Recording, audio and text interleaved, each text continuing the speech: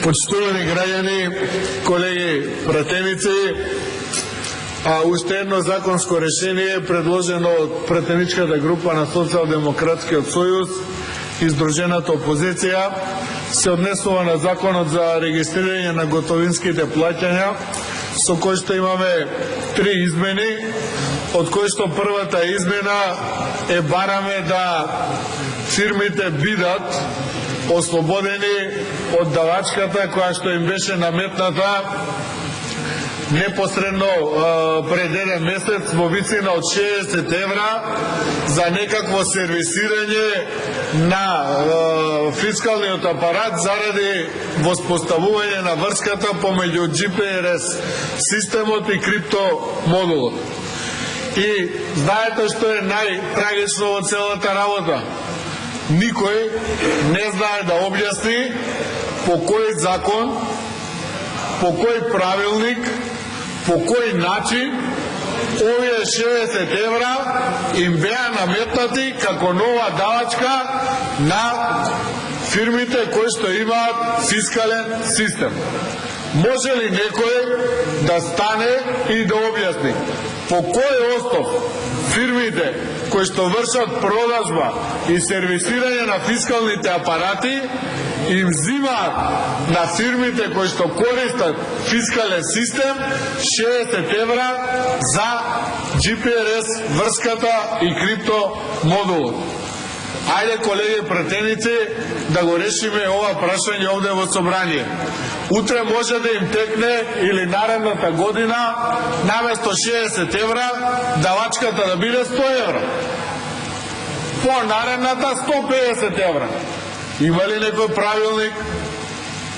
Има ли некој систем како се наметуваат овие давачки од страна на дистрибутерите на фискални апарати? Како може да им се дозволи таков начин да им взимаат на фирмите по 60 евра? Каде е улогата на државата во целата работа? Улогата на државата е таму што дозволува да се прекине врската со управата за јавни приходи. Да не функционира фискалниот апарат. Зошто и државата го толерира тоа? Ако GPRS апаратот, врската функционира, апаратот е исправен, криптомодулот е исправен, зашто се овие 60 евра? Ама исправен е, функционира. Има врска со УЈП, печати фискални сметки, криптомодулот работи. И сега зошто да даваат 60 евра фирми? Вај кажете ми. Ама и на крајот УЈП толерира прекинување на врската. Зошто го толерира тоа? Ако државата нема врска. Знаете која е математиката? Колегата Стојко Поновски кажа 10 милиони евра на годишно ќе се соберат од овие имателите на фискални апарати, 10% државата ќе се земе од тоа преку персонален данок на доход или данок на добивка. 1 милион евра од ништо државата ќе си ги земе. Ете, тоа е целата работа и сега овде колегите од владеачкото мнозинство или мислењето е на владата се правдаат, ние немаме врска со тоа. И тоа како имате врска?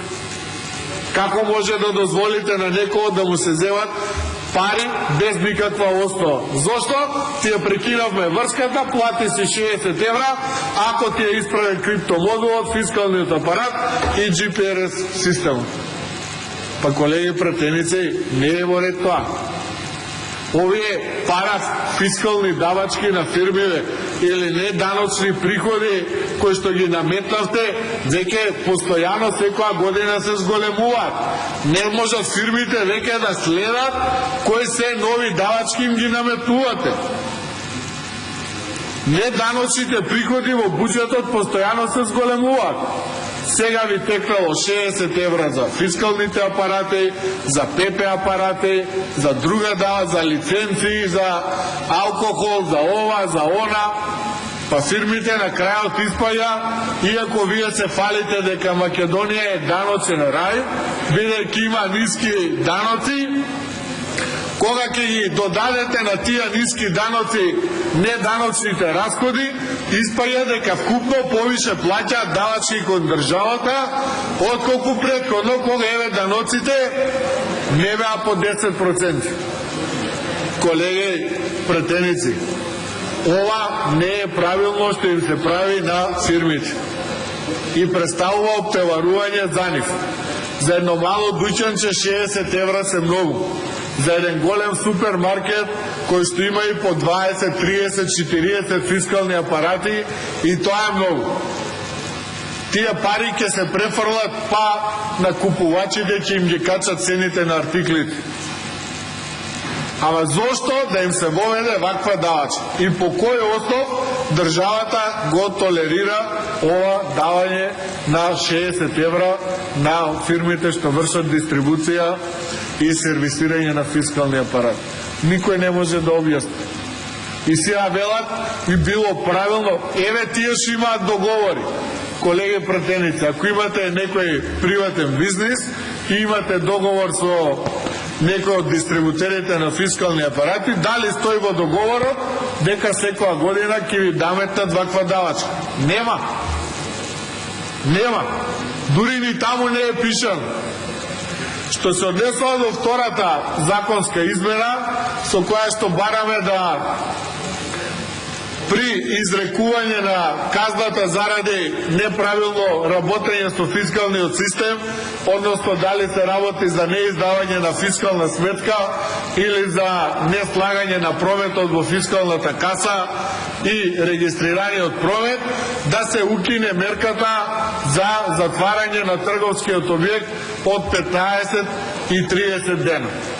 Сметаме дека нема потреба да една фирма се затвори 15 или 30 дена, бидејќи и се изрекува и таа казна, ама и се изрекува и парична казна која што треба да ја плати.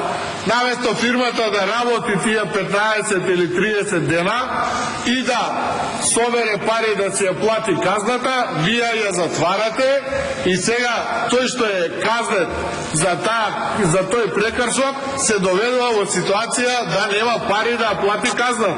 Дали ќе земе кредит, дали ќе поземи од негде пари, во многу случаи оваа мерка затварање на фирмата 15 или 30 дена доведува и до престанување со работа на фирмите. И луѓето остануваат на улица, и вработените, и газната која што фирма пропаднала. Никако не можеме да разбереме. Не се сложува прометот во каса со регистрираниот за 100 денари, за 200 денари. Оп, жълта лента, 15 дена забрана за работа или 30 дена за работа. Па толку ли е тој голем прекршок? 1000 до 200 евра парична казна. Навистина, не знам која е логиката. А велите, осмели се, почни бизнис. Биди предприемач. Како да почне? Кога со овие казни и со овие затварања на фирмите, навистина ги доведувате во ситуација секој да размисли дали да почне, а оној што почнал се плаши да не му дојде некоја инспекција и со вакви драстични казни да му го уништи бизнисот и да му ја уништи иднината. И затоа бараме казната 15 и 30 дена забрана за работа или затварање да се укине, да си остане паричната казна, меѓутоа казната за затварање да се укине. И на крајот бараме намалување на дел од паричните казни кои што се изрекуваат, затоа што сметаме дека се премногу високи, не соодветствуваат на економската ситуација и економската моќ на македонските компании, и затоа сметаме дека иако владата направи известно намалување со законите преку скалести казни, ние предлагаме дополнително уште повеќе да се намалат овие казни, затоа што казните се преголеми во Република Македонија. И казните ги оптоваруваат фирмите до тој степен да се доведат во ситуација да не можат да ги платат и да престанат со работа. Од тие причини, колеги претеници, мислам дека е коректно да го прифатите нашето законско решение и да решиме едно прашање кое што идната година може повторно да ни се повтори. Благодарам.